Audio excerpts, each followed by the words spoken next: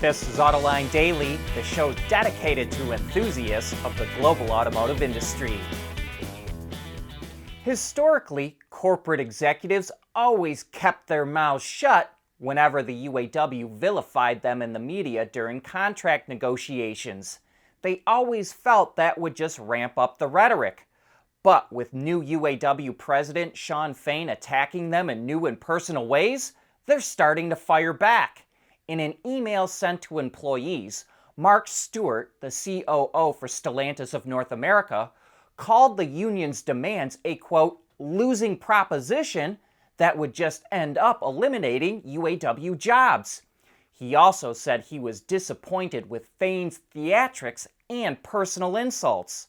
Fain dramatically threw Stellantis' proposal in the trash on a live stream video that the union posted a week ago. We haven't seen this kind of public bitterness between labor and management in the auto industry ever before, and we've got the feeling it's about to get worse. Tesla is cutting prices in China again. It cut the price of the long-range and performance versions of the Model Y by nearly $2,000. They now start at about $41,000 and $48,000 respectively. On top of that, Tesla announced that it will offer insurance subsidies of $1,100 for entry-level rear-drive versions of the Model 3. But Tesla needed to do something. According to the China Passenger Car Association, sales of its made-in-China vehicles fell 31% in July compared to June. And while Tesla sales are always lower at the beginning of each quarter, sales in the overall Chinese market have fallen for the last 2 months. Meanwhile, in the US, used car prices fell in July. According to Manheim's Used Vehicle Value Index, used vehicle wholesale prices dropped 12% last month compared to a year ago. It's the 11th straight month that prices have dropped.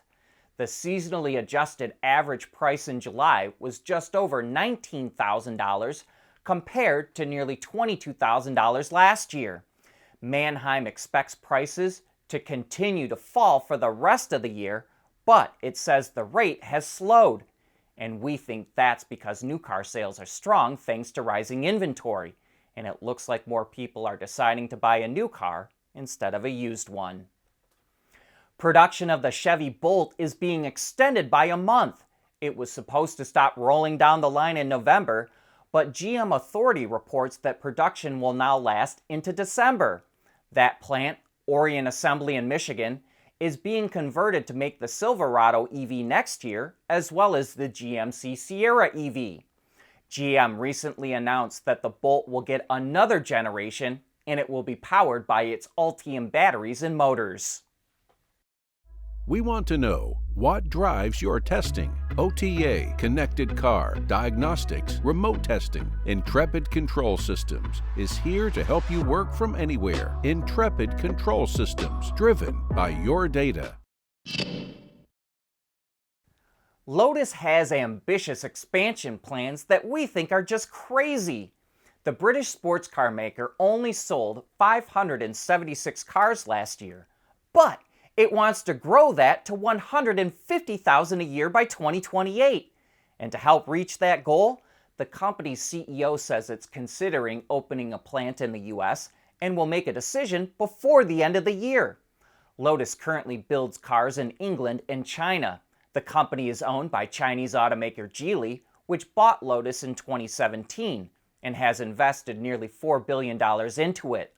Lotus's sales have always been minuscule, so Geely must think that the luxury segment will grow or that it can steal sales from Porsche. A lot of sales. But either way, we think Geely's crazy if it thinks Lotus can sell 150,000 vehicles a year. Chinese automakers are coming out with new models at blistering speed, and right now consumers prefer whatever is the latest and greatest. I don't see this changing, but that's a topic for another day. BYD, already the biggest automaker in China, is launching yet another NEV brand. It's a premium brand called Fangchang Bao that will slot below its other new ultra-luxury NEV brand called Yang Wang. Car News China reports its first vehicle, the Leopard 5, will be priced between $55,000 and $83,000 and will share technology with the more expensive Yangwang NEVs. That includes its large extended range hybrid platform, which is purely electric driven but uses a combustion engine to charge the battery. The system is said to be over 500 kilowatts or 670 horsepower and will do 0 to 100 kilometers an hour in 4 seconds. The Leopard 5 also is expected to feature BYD's in-house developed suspension system, but it's not known exactly which version, which ranges from a more basic damping system to a hydraulic setup that can drive on 3 wheels and hop. With a total length of around 5 meters or over 16 feet, this is meant to take on other big luxury SUVs. We say, look out Jeep, Ford Bronco, and Land Rover. Others should also pay attention when the biggest automaker in China starts expanding into more market segments. And don't forget that its CEO last week called on all Chinese brands to come together to, quote, demolish the old legends. They call them front overs. It's the kind of accident when there's a little kid in front of a stopped vehicle that the driver can't see because the hood creates a blind spot.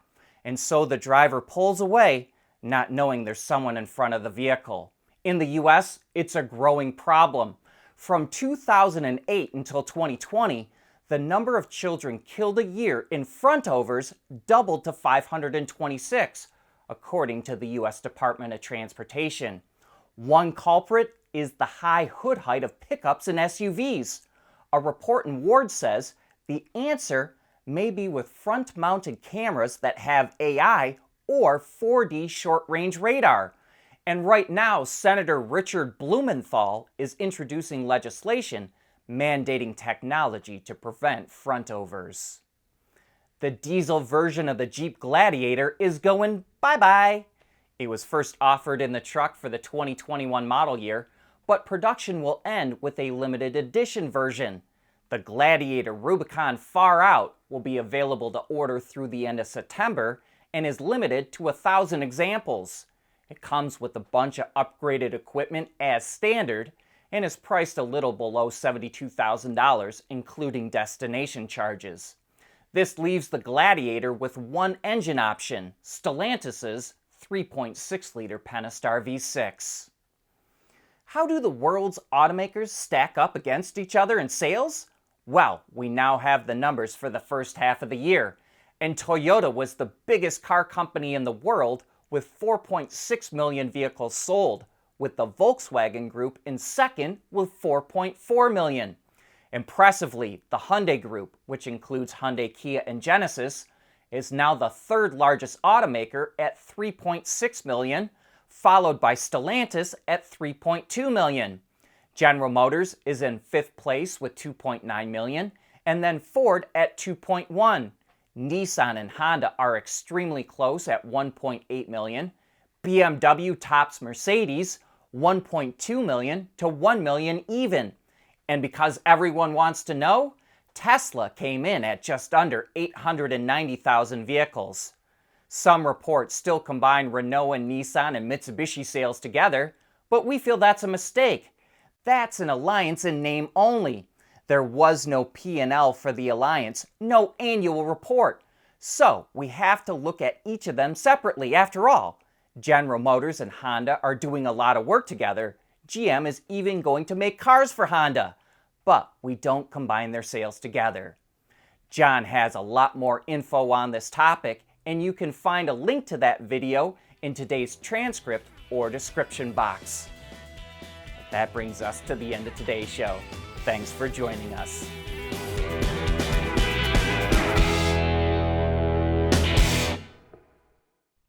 Autoline Daily is brought to you by Bridgestone, solutions for your journey. Intrepid Control Systems, over-the-air engineering, boost your game.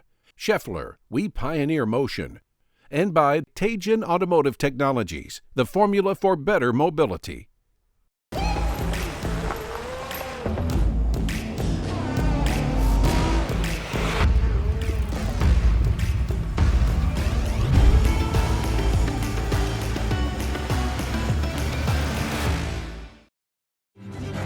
At Schaeffler, we pioneer motion.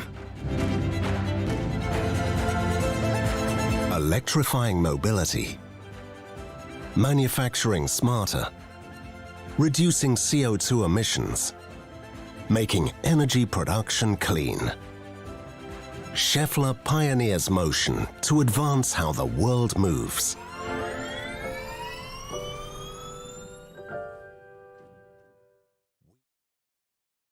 At Teijin Automotive Technologies, we combine world-class composite materials expertise with cutting-edge designs because, frankly, there are better ways to lightweight vehicles. So lighten up with Teijin Automotive Technologies, the formula for better mobility.